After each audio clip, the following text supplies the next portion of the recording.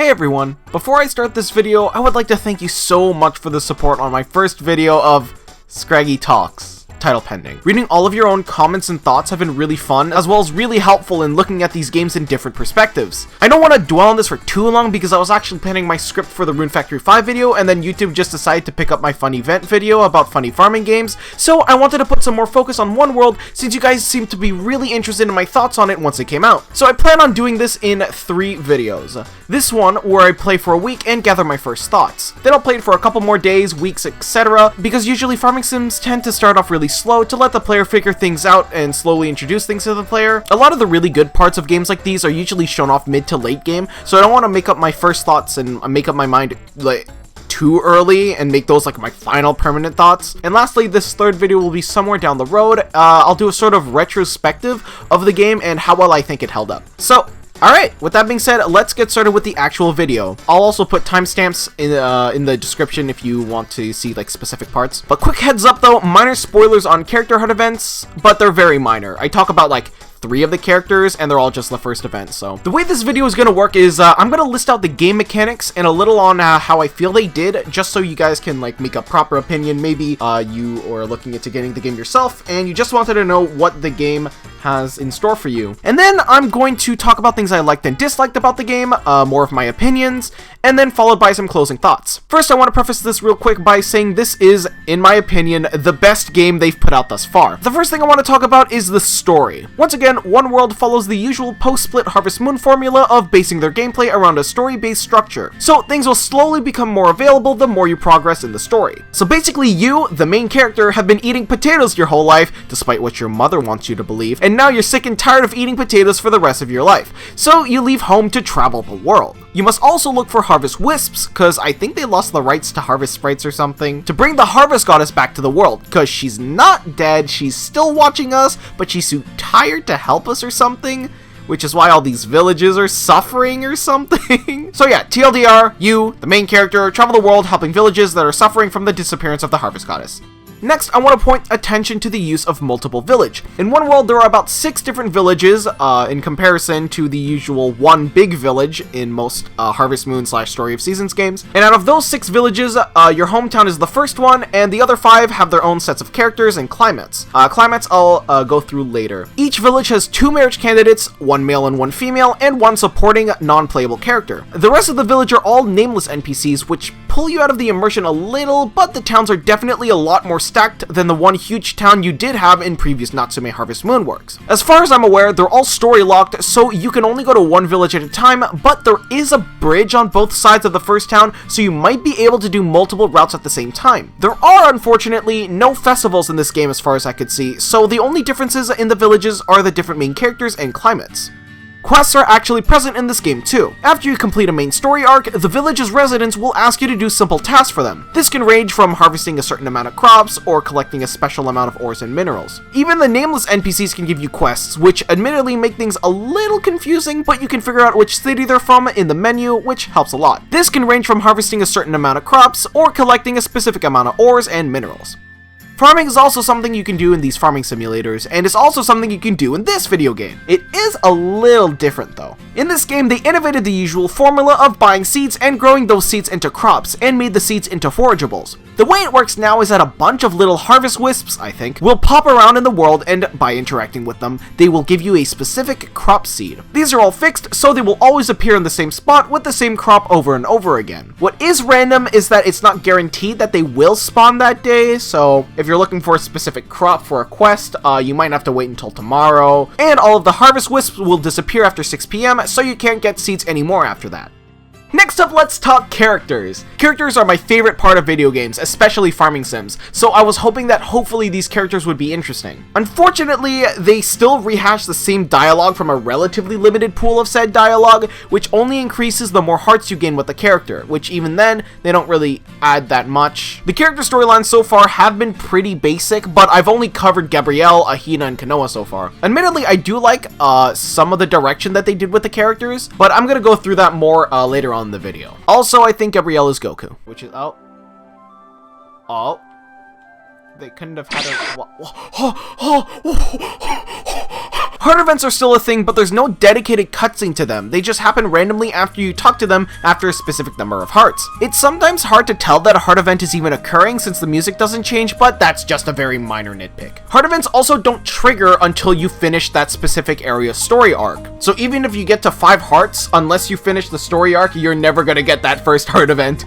One of the big selling points of this game is being able to move your farm to neighbor the nearby villages. By using your friend Doc Jr., yes, there's another one of him unfortunately, his latest invention, you can move your farm around in certain portions of the map for convenience. Whether you want to rest near the village so you can get to story quests faster, or you need to be in a specific climate to farm certain crops. This will move your farmhouse, barn, and anything inside, including animals and anything else Doc Jr. comes up with, such as a windmill or a fertilizer maker. To move your farm, however, you'll need fuel. Your crops won't give very much fuel, but acorns are going to be your best friend. They're very easy forageables found in the very first area, and they'll help move your farm very quickly. So these were all the biggest parts of the game. Now I want to gloss over some minor things I wanted to address. The game's pacing is actually much better than the previous games Natsume has put out. It's still much slower than pre-split Harvest Moon, Story of Seasons, and Rune Factory, but it's still a lot better. It took me a little time to realize this because of how the 4 story progression sort of masks this. It sort of starts off like a Gen 7 Pokemon game where you walk for a bit, and then a cutscene plays, and then you walk for a bit, and then a cutscene plays, and then you walk for it. One of the really big issues I had with this game is the stamina system. With how the pacing is in this game, starting off with 4 hearts of stamina is actually not too bad since you don't have very much to do. But after you complete a story arc, you get an extra heart which lets you do more things, making progression in that regard really good. Unfortunately, and this is a big unfortunately, you lose stamina by walking. You lose stamina by walking. I don't understand why they made this change where they actively punish you for exploring the map. This map is huge and basically encourages you to explore. So walking around adds this unnecessary stress of, oh gee, I finished doing all of my chores with half a heart remaining, let me just talk to the villagers now, and then you pass out at the entrance. This actually gets worse mid-game as some villages are situated in huge areas that practically triple the stamina reduction. Especially in the 3rd village, you're gonna have to do a lot of exploration, especially if you don't have a guide. And then one of the bachelorettes is hidden in some random corner of the map after you've lost double your stamina bar at the time.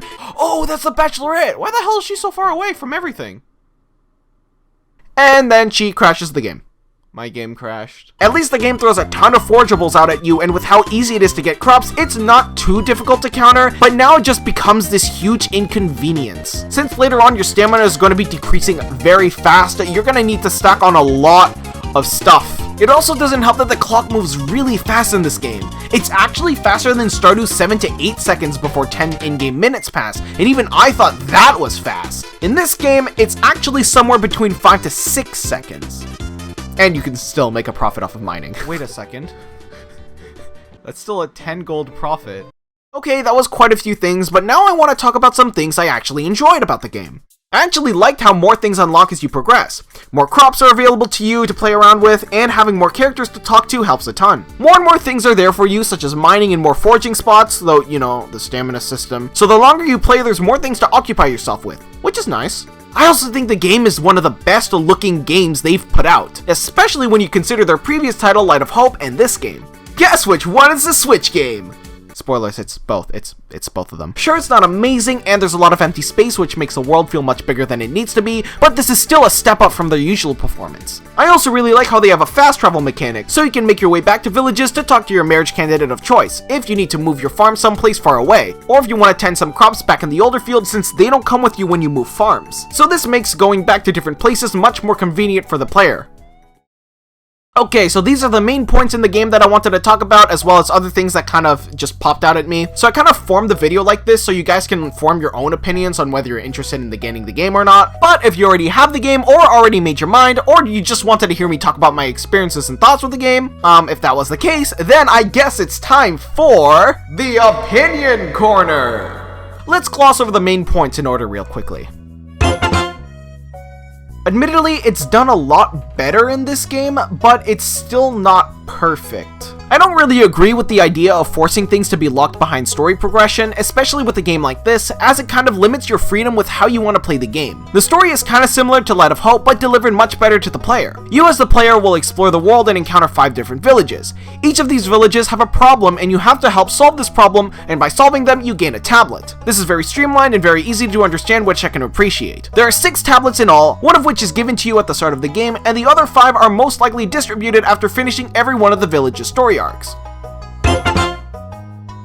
I think this is a really cool step for One World, but unfortunately I don't think it was done very well. Every time you finish an arc, you can move on to the next town and progress through the story. My problem with this is that now there's no real incentive to actually revisit these villages. As far as I'm aware, there's no festivals, and there's only 3 characters in each village, one of which is the supporting NPC, which don't even really have a character besides being there to support the marriage candidates. There are, of course, other people living in these villages, but they're all nameless, which makes for some quests to be difficult to track. Man. Yo, okay, who is Awkward Man? How will I remember Awkward Man by? Is Awkward Man in the Animal Farmland, or are they in Beachland? So the only reason to really visit each village is to talk to a marriage candidate you like there, which if you don't like anyone there, chances are you'll never visit the village ever again, since there's nothing there to visit besides maybe crops, but I'll get to that later. It's an ambitious idea. The execution was a little rough, but I appreciate their attempt. Speaking of quests, let's talk about it. Sometimes characters will ask you to do fetch quests. I think this is an interesting way to add more gameplay elements to the mix, but they're about as developed as Stardew Valley's mini fetch quests. Was Loki hoping to get something like Rune Factory 3's quest system, where the more you get to know a marriage candidate, the requests become more personal, and start to become things only you can do? But it's still a decent time waster if you want to find something to do in the meantime while you're doing story quests or something. Next, let's talk about... Oh yeah. This is a farming sim, isn't it? Well, I'm a little disappointed with how they handled it. They've done a pretty good job with the farming system so far, minus Skytree Village, but it was now that they decided to innovate the system and integrate them as forageables. Yep. Crop seeds are forageables now. This is probably my biggest issue with the game right now, besides the stamina system. In my opinion, I feel like buying and selling crops are a way to sort of balance your spending and give you an incentive to make and spend money. By starting from very little cash and budgeting and experimenting with different crops to see which ones will get you the most profit, and then doing it again to watch that number grow even higher is really satisfying. So when you take crop seeds out of shops, there's very little reason to actually grow crops. Most forageable items are actually better than some of the crops that are given to you, and the only thing that I can really say is worth growing are grass so you can feed your livestock. Even then, having crops be handed out to you also limits the player with the freedom of designing their farm by not being able to pick out what crops you want to grow. Well, I mean, you still can, but not to the extent other farming sims give you, and switches up the formula drastically for experimentation and learning. Though the crop positions are fixed, what is RNG dependent is that sometimes the seeds you might want won't appear at all, and all forageable seeds disappear after 6 PM. Especially if you're looking for a specific harvest wisp with the crop you need, whether it's for a quest for a character you like, or for a story quest. It can get really frustrating not knowing where everything is. Fortunately, there's a sort of harvest wisp tracking system in the game, but you can only track seeds that you've already found, so it doesn't really help for some of the story quests where they ask for specific crops that you've never seen yet, or unless you were able to explore before that. Thing is, all of these crops grow in specific seasons and climates, so you have to make sure you're at the right village and season when you plant the seeds, compared to most farming simulators only giving you crops that grow in season. Though it doesn't really matter since the crops grow anyway, just at a slower rate. You can fix this with fertilizer though, which becomes really easy to access once you have an animal and a fertilizer maker, so there's unfortunately not much depth to that anymore once you get hands on fertilizer. I just thought they were okay. At first I thought they were going with this theme where the characters had more to them than their appearances, sort of like a don't judge a book by its cover deal like Rune Factory 3 did. Can you tell I like Rune Factory 3 yet? For example, here's Gabrielle. If I showed this character to you or someone who doesn't know about this game, what do you think her profession is? If you guess veterinarian, you are correct! I think this was a really neat concept for character design, to give players reasons to want to get to know them and see what their goals are, or how they got there in the first place. Same thing with the bachelor of the same town, Brayden. He looks like this scary man, but in reality he's actually really nice and cares for his livestock. Cool idea, but then they dropped this by the second village. You look at these two characters and you can probably guess who they are just by looking at them. I also covered one of the Bachelor's Heart events just to see what it was like. I tried doing his first Heart event, but it was a really short prelude to what I assume is the series of a whole overarching story. I've seen overarching stories inside Heart events work, but they usually have mini conclusions for each of them, just so it doesn't feel like it cuts off super abruptly. The way Kanoa's works is a really small event that happens, doesn't really add much to his character, so I was kinda just left with a, that's it? It felt really unfinished, and I didn't really feel like I learned much about his character at all. Or at least I didn't know anything new about the character that I didn't already know.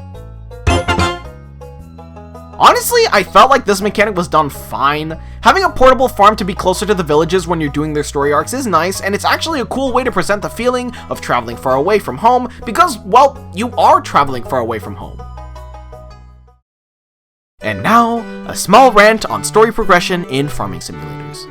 As explained before, I don't think 4 story progression really works for games like these. Ruin Factory 3, probably one of my favorite games of all time, had villagers mention some strange raccoon coming out of the first dungeon of the game and causing havoc around the town. This creates intrigue for the player to keep in the back of their head. It's up to them to decide if or when they are ready to check up on this mysterious raccoon. I thought this was a really great way to introduce the story to the player without breaking the pacing of the game, so you could just keep farming at it if you wished. Or you could take this time to prepare before checking it out. They aren't asking you to do it, you want to do it. This is probably my favorite way story implementation was used for farming sims to date. Animal Parade has a similar plot idea where you need to collect different bells instead of tablets by completing different story quests, but you can still farm, fish, and talk to villagers as normal. But more things open up by completing these quests to incentivize a player to actually want to complete said quests. Maybe a new villager will arrive, maybe there will be different types of fish available to you, so on and so forth. The mystery and wonder of this kind of like leaves the player to wonder what could happen, and that's like the exciting part.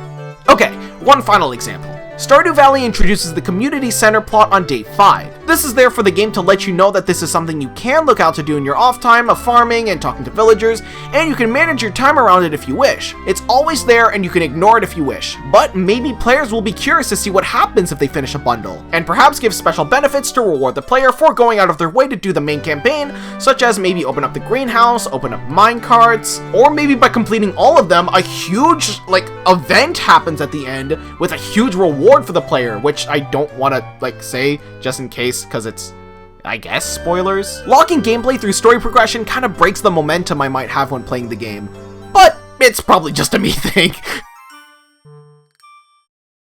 In conclusion, my week 1 thoughts are the following. The characters have some substance, but are definitely improvements overall. The models and overall design of the characters are really good, and even the NPCs have some charm in their design as well. But they're nameless, so it kind of pulls you out of the immersion, and they're kind of forgettable in that sense. Fortunately, they are the best parts of this game in my opinion, which is good since characters are literally half of what makes farming sims so special. Gameplay isn't really amazing. In my opinion, there's no real reward for growing and selling crops besides maybe planting trees and saving enough money for tools and refining ores, so farming for the most part just feels like a chore. Mining is really hard since you have to worry about exploring too far because of stamina going down for both hitting the rocks and just existing. The game looks so much better than their previous games. The world is huge and it's really fun to have a lot of stuff to explore, though exploring is really limited with the small rucksack, fast clock, and stamina system. Speaking of the stamina system, it hurts the game so much mid-game, and especially without a guide, it makes playing the game so much more frustrating and resource heavy, as you'll be needing a lot of food to explore in later areas. No festivals really suck, especially because there could have been so much potential with different cultures celebrating different things like Trio of Towns did, except with 5 towns, that would have been content galore. Personally, I think the game is fun at times, but if I were to explain it in one sentence, it's like the game constantly goes 1 step forward and 1 step back.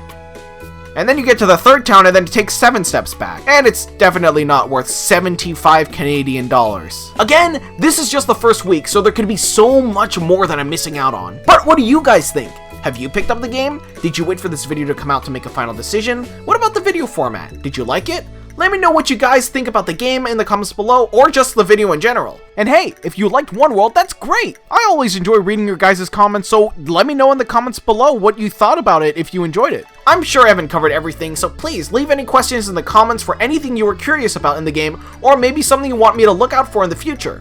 Thank you so much for watching, and I plan on having highlights for my blind week 1 playthrough coming out sometime in the future. It'll probably be in the pinned comment down below whenever it goes up if you guys want to see my live reactions to in-game stuff or something. And if you want to see more farming sim stuff from me, I am doing a Rune Factory Marathon on my main channel. Basically, I'm trying to beat every mainline Rune Factory game before 5 comes out overseas, because it's coming out in like 2 months in Japan, and I don't think I'll be able to make it in time. So yeah, you can click on the end card and it'll take you to the Rune Factory playlist if you want to check that out. And with that being said, thank you so much for watching.